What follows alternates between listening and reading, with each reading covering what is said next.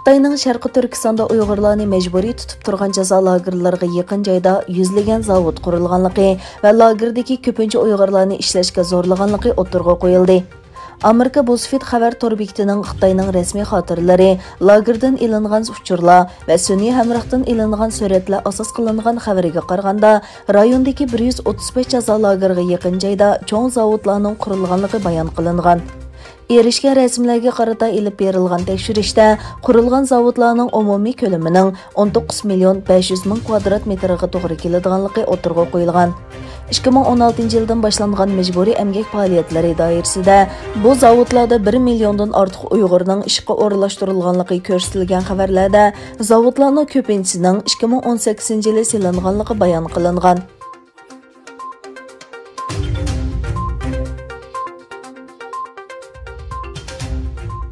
Türkiye Tashqi ishlar ministri Mavlud Çavuşoğlu Xitoy bilan imzolangan jinoyatchilarni o'tkazib berish kelishimining Turkiya parlamentida texi ma'qullanmaganligini, Beyjingning Turkiyadagi Uyg'urlarni qaytarib berish talablarining Anqarada javobga erishalmaganligini bildirdi. Turkiya bilan Xitoy orasida imzolangan o'tkazib berish kelishimining Xitoyda ma'qullanishi Uyg'urlar orasida andisha paydo qilgan edi. Yevropa xabarlari to'rining 30 dekabr xabar qilishicha, Turkiya Tashqi ishlar ministri Çavuşoğlu 2020 yillik tashqi siyosat baholash yig'inida savollarga javob bergan. Çavuşoğlu Turkiya bilan Xitoy orasida 2017 yili imzolangan, lekin Turkiya Buyuk Millat Majlisida tasdiqlanmagan jinoyatchilarni qaytarish kelishimiga aloqador savollarga qarata, Turkiyaning nurg'un davlatlar bilan jinoyatchilarni qaytarish yoki adliy hamkorlik kelishimi imzolaganligini ta'kidlab, lekin Xitoy bilan bo'lgan bu kelishimni Turkiya Uyg'urlarni Xitoyga topshirib berdi deb tahlil qilish to'g'ri emas degan.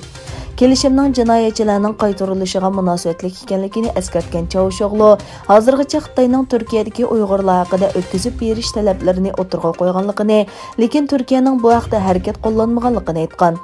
Çavuşoğlu, biz terrorchilar bilan begunoh kishilarni farqlantirish kerak deymiz. O'xshashla biz bu suiiste'mol qilinmasligi kerak deymiz. Biz Xitoyg'imi va boshqalarg'imi deymiz. Ya'ni biz terrorlikqa qarshi turish bahonasi bilan begunoh kishilarga ziyonkashlik qilishni qabul qilmaymiz degan. Çavuşoğlu yana Xitoydan keladigan vaksina haqida so'ralgan bir savolga qarata, vaksinaning kechikishining Turkiyaning Uyg'urlarga tutgan muomalasi bilan aloqasi yo'qligini aytgan.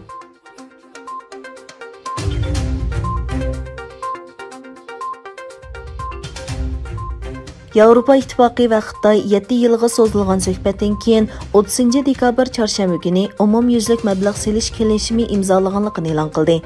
Chorshanba kuni Xitoy davlat raisi Xi Jinping, Yevropa Ittifoqi rahbarlari va Germaniya prezidenti, Germaniya bosh ministri Merkel bilan sinliq yig'in o'tkazgan. Yevropa Ittifoqi va Xitoy o'rtaq holda mablag' selish kelishimi suhbatini tamomlaganligini jakarlagan. Yevropa Ittifoqi komitetining raisi Ursula von der Leyen Twitter hisobida bugun Yevropa Ittifoqi va Xitoy mablag' kelishimini prinsip jihatdan tamomladi degan. Bu kelishim Yevropa Ittifoqini ba'zi imtiyozlarga ega qiladi. Kelishimda Xitoy bir qism Yevropa Ittifoqi korxonalarining Xitoyga mablag' selishdagi to'salg'ularni yo'qotdi deb belgilangan bo'lib, bular yangi energiyalik avtomobil, bulut hisoblash mulozimati, pul muomala mulozimati va davolash sohasi qatorliqlarni o'z ichiga oladigan.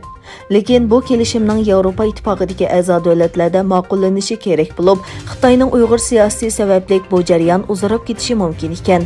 Uyg'urlarning majburiy emgakka selinish masalasi Yevropaning oldidagi bir cho'ng to'salg'u deb qaralgan bo'lib, Yevropa rahbarlari Xitoyning xalqaro emgak huquqiy tashkilotining majburiy emgakni amaldan qoldirish ahdnomasini imzolashga tirishishga va'da berganligini aytgan.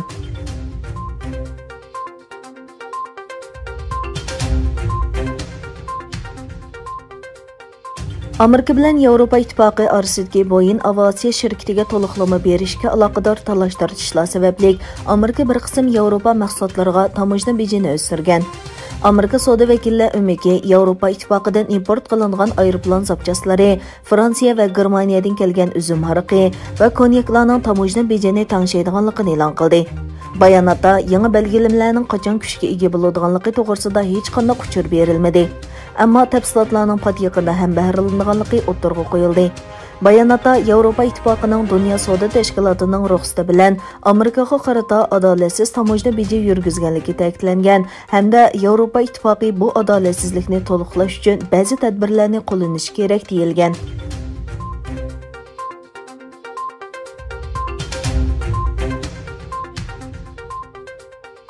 Yevropa İttifaqı bilan Angliya oxirgi musofirlarini besib o'tdi.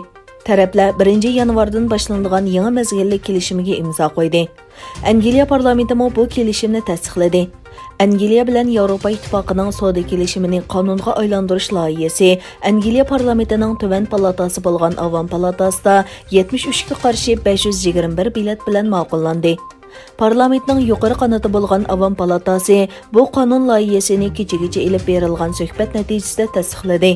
Bu oraliqda Yevropa İttifaqı rahbarlaridan keyin Angliya bosh ministri Boris Johnson kelishimni imzoladi.